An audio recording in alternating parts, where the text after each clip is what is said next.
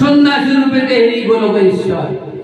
আমি আমার একটা পদে লিখে আছি, কি লীলা করিলে তুমি গোলকেশ্বর সন্ন্যাসী রূপে দেহেলি, কি লীলা করিলে তুমি প্রভু গৌরাঙ্গ সুন্দর সন্ন্যাসী রূপে দেহেলি গোলকেশ্বর।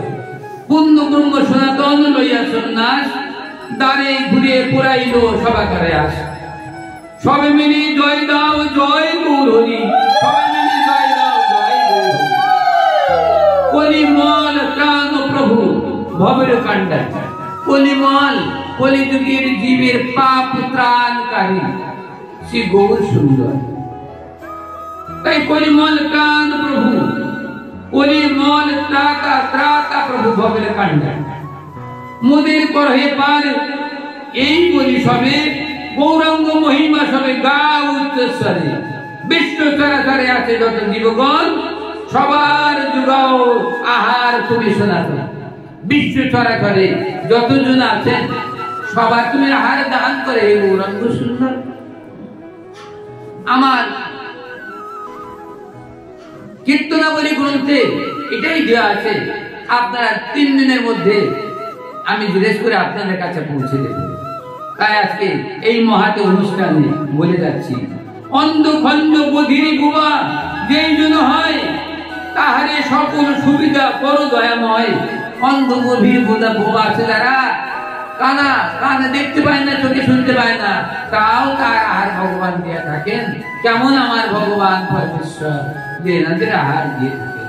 আবার অজাচক যেই জন না চায় আহার, কোন অজাচক ব্যক্তি আছে কিছু চেয়ে খায় না, বনে জঙ্গলে বসে আছে গভীর আনন্দে, কে তাহাদের আহার দিয়ে দেয়? সেই আহার যোগায় তিনি হচ্ছেন ভগবান কৃষ্ণ, তিনি হচ্ছেন শ্রী গৌরাঙ্গ। তাই আপনি যোগা অন্য নিয়ত তাহার, অবতার সার প্রভু চৈতন্য গোসাই। হেন করুণার সিন্ধু আর কেহ নাই, কৃষ্ণ বিনা কেহ নাই জগতেশ্বর। তুমি কৃষ্ণ শ্রী গৌরাঙ্গ রূপে অবতার। সত্যতে দাপার কলি 4 যুগ মিলি, সত্যতে দাপার 4 যুগ মিলি, কলি যুগে কৃষ্ণচন্দ্র গৌর রূপ ধরি। যত অবতার ভগবানে হয় শ্রী গৌরাঙ্গ পরমেশ্বর ভাগবত গায়। যত অবতার আছে তার মধ্যে শ্রী গৌরাঙ্গ অবতার ভাগবতে।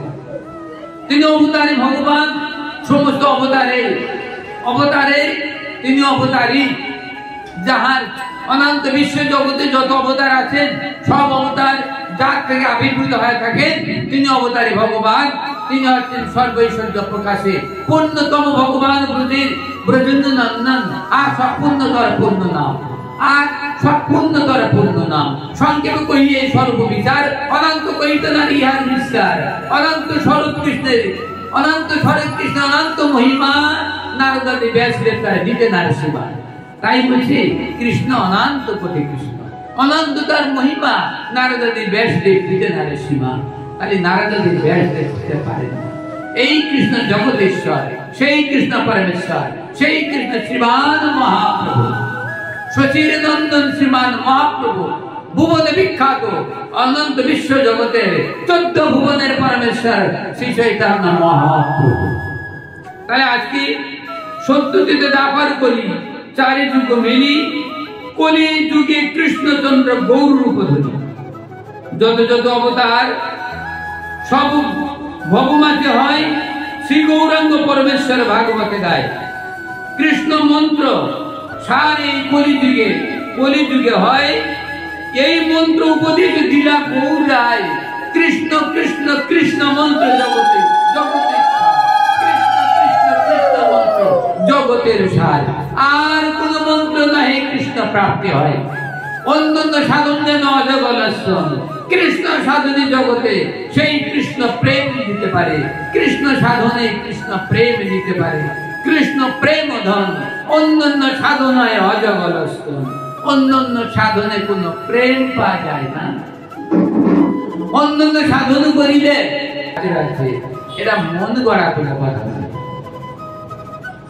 তাই কৃষ্ণ মন্ত্র সার সেই এই কলিযুগে হয়। কৃষ্ণ মন্ত্র সার এই কলিযুগে হয়।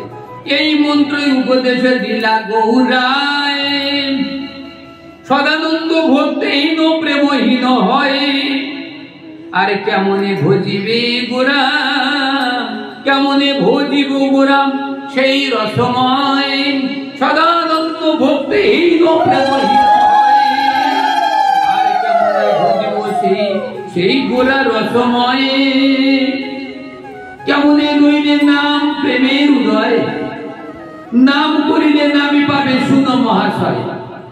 কেমনে লইলে নাম প্রেম উপায়, নাম করিলে নামি পাবে শুনো মহাশয়। কি বলা হয়েছে? নাম করিলে নামি, নামি মানে কে? নামি মানে কে বলো? নামি কে? নাম কে? নাম তো হরে কৃষ্ণ কৃষ্ণ কৃষ্ণ হরে হরে, হরে রাম রাম রাম হরে হরে। নামি কে? परमेश्वर भगवान श्री चैतन्य महाप्रभु, परमेश्वर भगवान विभूति बोले गए कृष्ण। तारे आके এই যে হচ্ছে পরমেশ্বর ভগবান এবং ইনি হচ্ছেন নামি। ইনার নাম হচ্ছে কি? হরে কৃষ্ণ কৃষ্ণ কৃষ্ণ হরে হরে, হরে রাম রাম রাম হরে হরে। এই নাম জপ করলে কাকে লাভ করা যায়? নাম জপ করলে কাকে লাভ করা যায় বলো? নাম জপ করলে কাকে লাভ করা যায়? परमेश्वर भगवान गोविंद के लाभ करा जाए। তাহলে এই নাম আমরা অহর্নিশে করব, নাম অহর্নিশে করতে হইবে। মালা জপের মধ্যে হোক আবার রসনায় হোক নাম করবে। আজ আমরা কাজ করবো কিন্তু রসনা আমাদের নাম জপ করবো। ছয়নে সকলে জাগরণে আমরা নাম জপ করবো, তাহলে আমার নাম আমাদের পূর্ণাতে করতে হইবে। এই জন্য আমরা নামকে ছাড়বো না। যদি আমাদের বাথরুমে বসে আমাদের মৃত্যু হতে যায়, তাও বাথরুমে আমাদের নাম করতে হইবে। কারণ নাম না করলে দেহ অসুস্থ থাকে, তাই আমরা নাম করতে করতে ভগবানের চরম প্রাপ্তি হইবে। তাই নামাসক্ত হরিদাস জানিবে সবাই, তাহার আশ্রয় লইয়ে জপিবে সদাই। নাম রূপ পরম ব্রহ্ম লইবে শরণ, নাম হতে নামে পাবে শুধু মহাজন। এবে তোমার গুরুদেব পারের কান্ডারি, চরণে শরণ নিবে সেই মাত্র তরি। তোমার গুরুদেব পারের কান্ডারি, সেই গুরুদেব তোমার সেই ভব পারে নিয়ে যাবে। কেউ আর নিয়ে যাবে না। সেই অন্ধকার আচ্ছন্ন কারাগার থেকে কেউ তোমার উদ্ধার করতে পারবে না।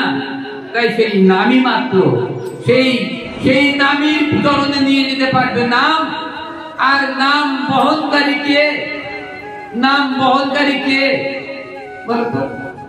সেই নাম বহন করে কি আসছে তোমার সম্মুখে? শ্রী গুরু মহারাজ।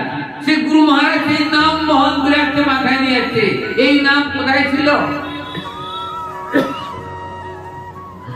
নাম কোথায় ছিল আগে? নাম কোথায় ছিল? গোলকে। প্রতিদিন তোমরা প্রতি রবিবারে ক্লাস করবে, তাহলে তোমাদের এই জ্ঞান প্রসার হবে। শুধু কটা প্রশ্ন নিয়ে ক্লাস না, ক্লাসে আরো আলোচনা হয়েছে। তাই আমি সবাইকে আহ্বান করছি, এই আগামী চরণে শরণ দিবে সেই মাত্র তৈরি।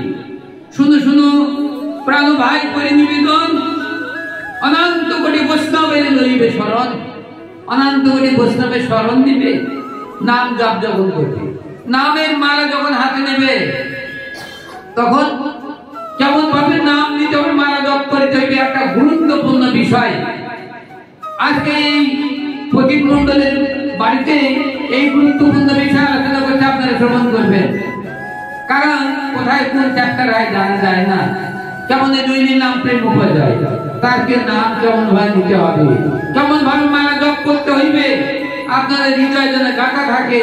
যে সদানন্দ বাবাজি বলেছিল, সেইভাবে আমরা নাম জপ করবো, সেইভাবে আমরা জপের থলির মধ্যে হাত রেখে মালা জপ করবো। আপনারা শ্রবণ করুন। সময় আমাদের সংক্ষিপ্ত, তাই বলে আমি সংক্ষিপ্ত করছি। তাহলে এবারে অহংকার অভিমান দূরে থেকে দিবে, মনে যেন অহংকার না থাকে। অহংকার পূর্ণ ভাবে চপ্পল পায়ে দিয়ে একদম মহারাজের মতো মালা জপ করবে না। চপ্পল পায়ে দিয়ে মহারাজ রাজপুত্র হয়ে মালা জপ করবে না, করবে খালি পায়ে।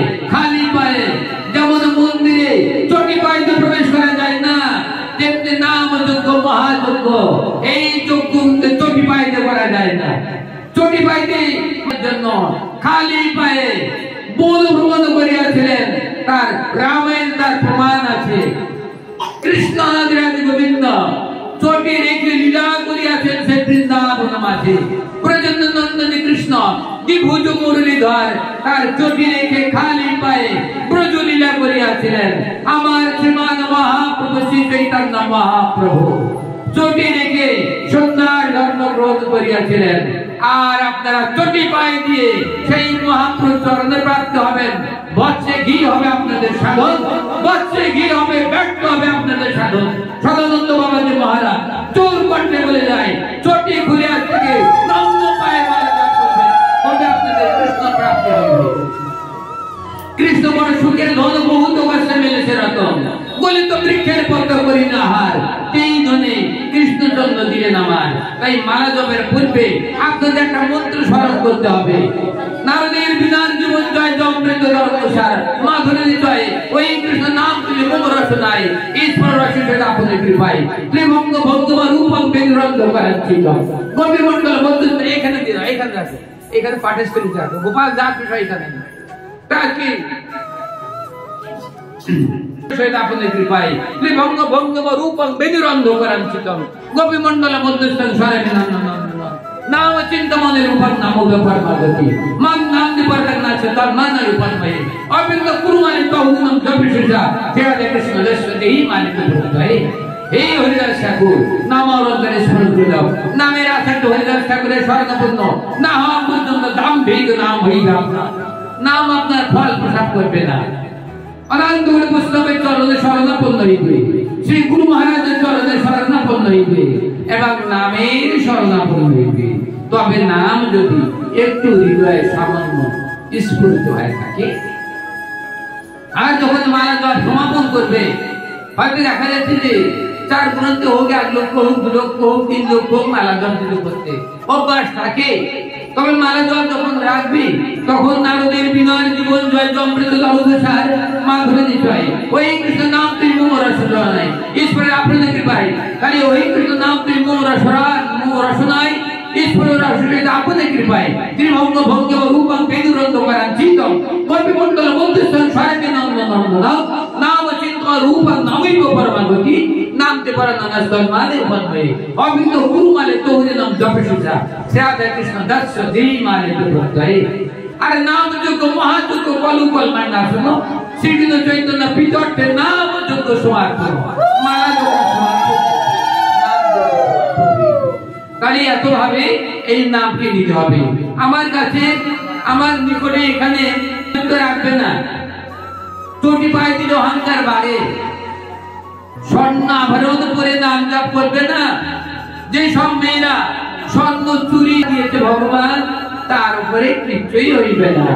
ওরে গোনা দিন ঘোরাইয়ে গেল আর স্বর্ণ চেনে কি হইবে, ওরে গোনা দিন ঘোরাইয়ে গেল আর স্বর্ণ আভরণে আরে কি হইবে,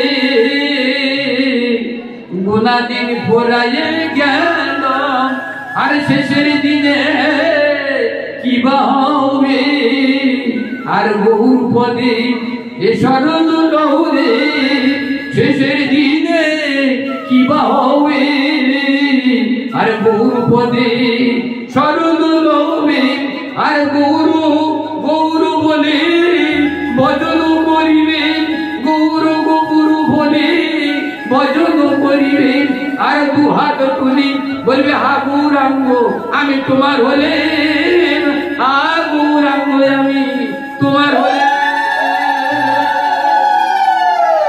হা গৌরাঙ্গ আমি তোমার হলে। তবে কৃষ্ণ দয়া করবেন, সেই কৃষ্ণই গৌরাঙ্গ রূপে। যদি আমরা গৌর ভজন না করি, শুধু কৃষ্ণ ভজন করি, তাহলে দাম্ভিক ভজন হয়ে যায়, সে ভজনে কোনো ফল প্রসাদ করে না। তাই আজকে অহংকার অভিমান দূরে কেটে দিবে, কাই মনে বাক্যে নাম একান্ত লইবে। 16 নাম 32 অক্ষর পর উচ্চারণ আর পাদুকাতে দিয়া নাম লইবে স্মরণ। 16 নাম 32 অক্ষর প্রণাম 32 অক্ষর গ্রহণ করবে, একটা অক্ষর যেন বাদ না যায়। কেমন? হরে কৃষ্ণ কৃষ্ণ কৃষ্ণ হরে হরে, হরে রাম রাম রাম হরে হরে। অনেকে মালা জপ করে হরে কৃষ্ণ রাম নাম হরে হরে কৃষ্ণ রাম নাম হরে। আমি বলি আপনি কথাটা জপ মালা জপ করতে বাবা, আমি এই 2 লক্ষ জপ করি, দেখি কালকে থেকে 3 লক্ষ করবো। আমি তো বলি যে মালা জপটা একটু দেখি বলুন তো শুনি। তা বলে বলবো হ্যাঁ বলি, তবে তো হরে কৃষ্ণ হরে কৃষ্ণ হরে এই বলি আর টপটা করে মালা টেনে দিচ্ছি। এখন মালা টানা রানিং হচ্ছে কিন্তু নাম হা ভাবো হরে কৃষ্ণ হরে। বলুন তো এই মালা জপ ঠিক হচ্ছে? হরে কৃষ্ণ হরে মালা হচ্ছে হচ্ছে ললিতা বলে। তাহলে কি বলবে, কি বলবে?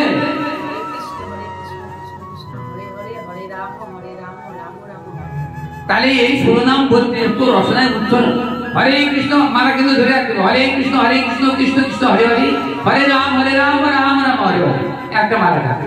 আবার হরে কৃষ্ণ কৃষ্ণ কৃষ্ণ হরে হরে হরে রাম রাম রাম হরে হরে। কেমন ভাবে নাম নিতে হবে আমি এই পদের মধ্যে লিখে যাচ্ছি। যেমন নিজের কর্ণে একটু শোনা যায়, জোরে জোরে নয়, নিজের কর্ণে শোনা যায় এমন ভাবে সংখ্যা নাম করতে হইতো। আর জোরে যদি জপ করিতে হয় সেও খোল করতলে হোক নিজের মনে জোরে জোরে করবে, বৃক্ষলতা মনের উদ্ধার হইবে। আর নিজের আত্মাকে উদ্ধারের জন্য নিজের কর্ণগোচর হয় এমন ভাবে আত্মাকে উদ্ধার করতে হইবে। নিজের যৌবন প্রাণ আসলে পর্যন্ত ভ্রমণজনিত এই জন্মকে উদ্ধার করতে হইলে নিজ কানে একটু শোনা যায় এমন নাম করতে হইবে। যদি হরে কৃষ্ণ কৃষ্ণ কৃষ্ণ হরে হরে হরে রাম রাম নাম হরে হরে যদি বলা হয় বৃক্ষলতা বন 14 ভুবনবাসী উদ্ধার হইবে। আমার একটু কম হইবে, তাই আমার একটু বেশি করতে গেলে হরে কৃষ্ণ কৃষ্ণ হরে রাম রাম রাম হরে হরে হরে কৃষ্ণ হরে হরে হরে রাম রাম হরে হরে। এমনি ভাবে বললে নিজের আত্মা পরিত্রাণ হয়, নিজের জীবন উদ্ধার হয়ে যায়। আমাদের দেহের মধ্যে কটা আত্মা আছে? দেহের মধ্যে কটা আত্মা আছে? কি কি?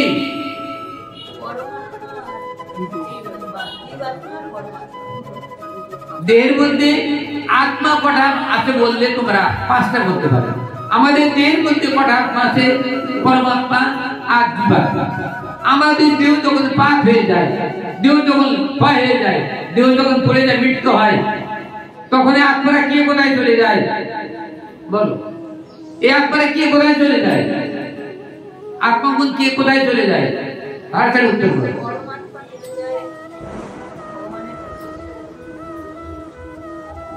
বলো।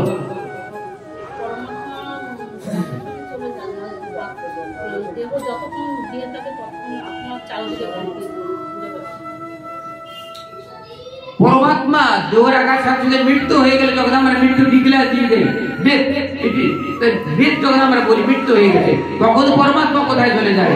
জীবাত্মা কোথায় চলে যায়? তুমি বলতে পারবে? কেউ বলতে পারবে?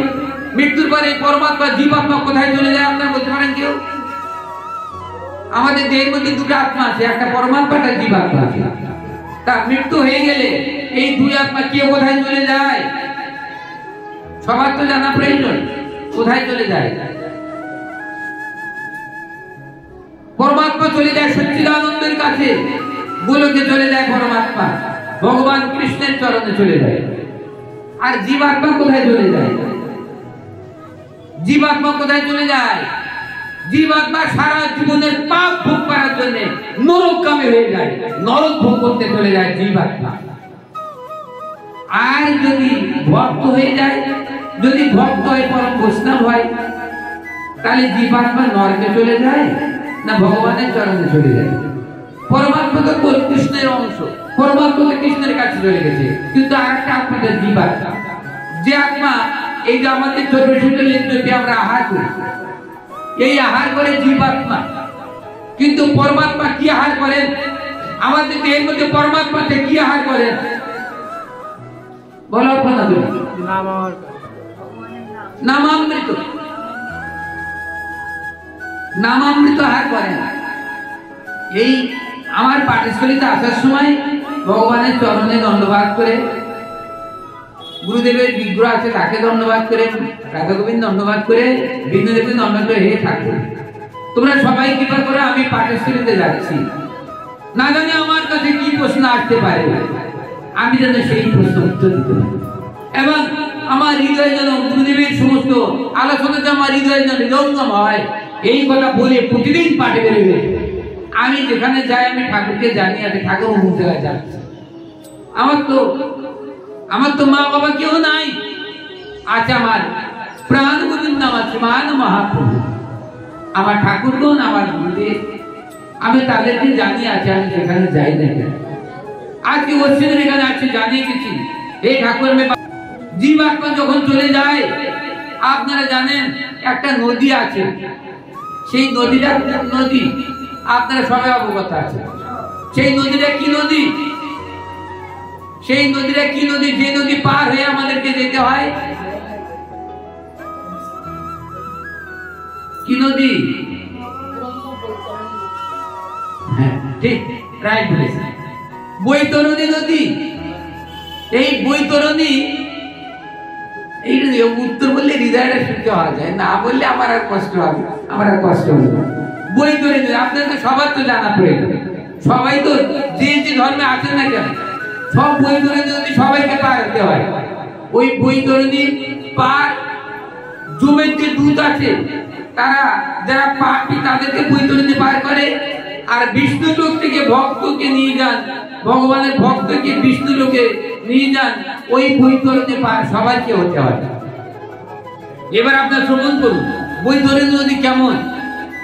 সবার মৃত্যু হইবে এবং সবারকে বৈতরণী পার হতে হইবে। এবার আপনারা শ্রবণ করুন বৈতরণী, যারা দীক্ষা গ্রহণ করেছেন তাদেরও, যারা দীক্ষা গ্রহণ করেছে তাদেরও, কারণ একটা নদী পার হয়ে ওপার তো যাবেন না। যেমন যমুনা পার হয়ে তারপর তো আপনি বৃন্দাবনে প্রবেশ করবেন, তাহলে বৃন্দাবনে তাহলে প্রবেশ করতে গেলে সেই যমুনা পার হয়ে যমুনা বেষ্টিত বৃন্দাবন, আপনি গোকুলে যাবেন তো সেই যমুনা বেষ্টন করে আছে, যমুনা পার হয়ে বৃন্দাবনে যেতে হবে। তেমনি বৈতরণী পার হয়ে আপনার যমালোকও যেতে হবে এবং বিষ্ণু লোকও যেতে হবে। এখন বৈতরণী নদী কেমন, এবার আপনার জেনে রাখুন বৈতরণী নদী কেমন। বৈতরণী নদী দেখতে কেমন? বৈতরণী দেখতে শান্ত, দেখতে খুব শান্ত। বৈতরণীর জলের কোনো রং পাওয়া যায় না, বৈতরণী নদীর জল শান্ত হয়ে আছে। এইবার শ্রবণ করুন, যখন বৈতরণী নদী জল শান্ত, শ্বেত বর্ণ, সাদা, বৈতরণী জল দেখতে সাদা বর্ণ, শ্বেত বর্ণ। এখন বৈতরণী নদীতে যখন যমদূত যখন পাপী গুণের আত্মাকে নিয়ে যায় জীবাত্মাকে, তখন ওই বৈতরণী নদী রক্ত পুজের নদী হয়ে যায় এবং টকবক করে ফুটতে থাকে। যখন পাপী হাজির হতে থাকে তখন বৈতরণী তখন আগুন জল হয়ে যায় এবং রক্ত পুজ শ্লেষাযুক্ত সেই মহাঅগ্নি হয়ে টকবক করে ফুটতে থাকে।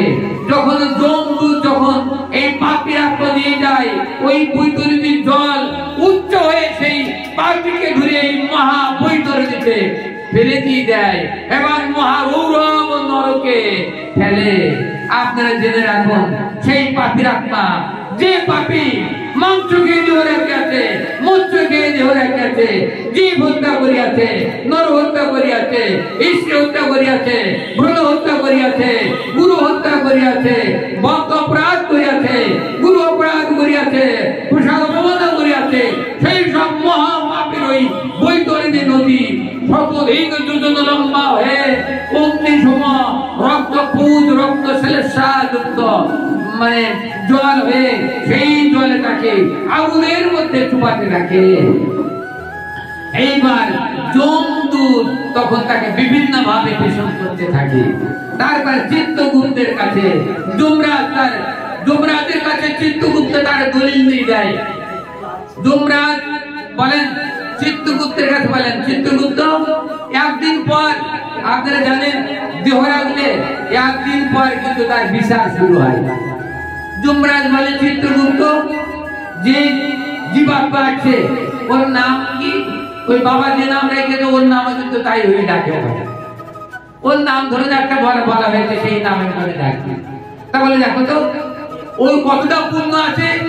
যমরাজ কিন্তু অতীব ধার্মিক আপনারা যমরাজকে ধন্যবাদ করবেন, যমের ভয় করবেন না।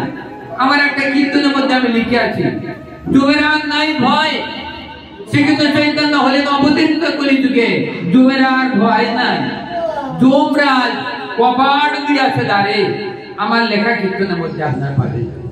এখন যমরাজ বলেছে, দেখো তো চিত্রগুপ্ত, এই ব্যক্তির কত পাপ কত পুণ্য আছে। এখন চিত্রগুপ্ত দেখে বলছে, প্রভু সব জমা খরচ করে দেখা যাচ্ছে যে এর পাপের ভাগ বেশি, পুণ্য খুবই কম। তাই যমরাজ বলছে, ওকে কোনোভাবে রিলিজ করা যায় না? তা বলছে, না প্রভু, এর পাপ অধিক। তা বলছে, আচ্ছা ঠিক আছে, ওর পাপ যদি অধিক থাকে তো কখনো কোনোদিন ভক্ত সঙ্গ করেনি, কখনো কোনোদিন সদ্গুরু ছাড়া আখ্যায় করেনি, কখনো কোনোদিন গোবিন্দ নাম করে নাই, আমার প্রভু নাম করে নাই। তা বলেছে, করেছে খুবই কম। আচ্ছা ঠিক আছে, করেছে, তা হ্যাঁ করেছে, করেছে একবার করে, হ্যাঁ একবার করে, আচ্ছা ঠিক আছে। একবার যদি করে থাকে তাহলে ওর 10,000 বছর নরক যন্ত্রণা কমিয়ে দেওয়া হবে। একবার যদি কৃষ্ণ নাম করে থাকে তার 10,000 বছর কমিয়ে দেওয়া হয়েছে নরক যন্ত্রণা। দেখেছেন তো? তাহলে যম কত না কৃপাময়।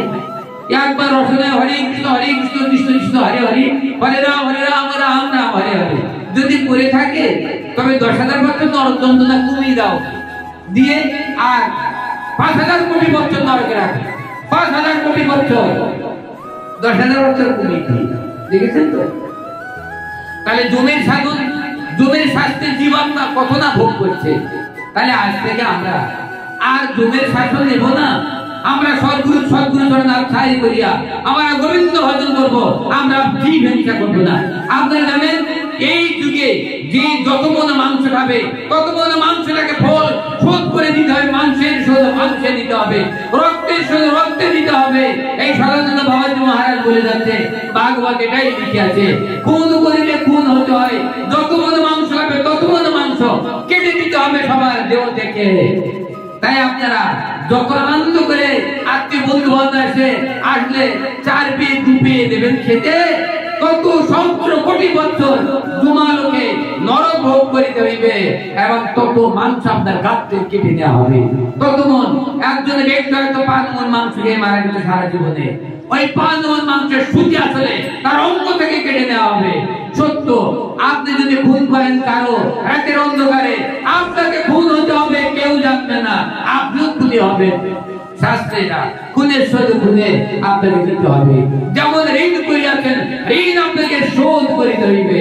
মনে থাকে যেন মৎস্য মাংস যত খেয়ে যাবেন তত কালিকল মাস পূর্ণ হবে, আগামী জন্মে আপনার সেই রূপ জন্ম হইবে এবং সেই রূপ নরক যন্ত্রণা ভোগ করিতে হইবে।